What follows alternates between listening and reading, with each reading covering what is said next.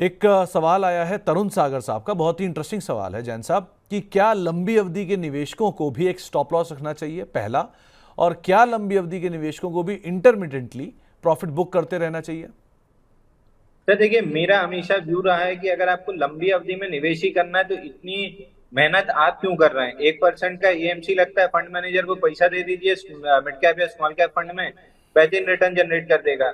अगर आप बाजार में आ ही रहे हैं तो दो चीज तो आपको हमेशा एकदम याद रखना है कि पहला स्टॉप लॉस लगाना है, दूसरा बीच बीच में अगर 15-20% मिल रहा है तो प्रॉफिट बुक करके काउंटर स्विच करते जाना है। हम्म। तीसरा, अगर आप डायरेक्ट इन्वेस्ट कर रहे हैं तो पहली चीज नियम बना लीजिए, मिड कैप स्मॉल कैप में नहीं करना है, क्योंकि अच्छा शेयर फंसा 200% रिटर्न देना कोई बड़ी बात नहीं है।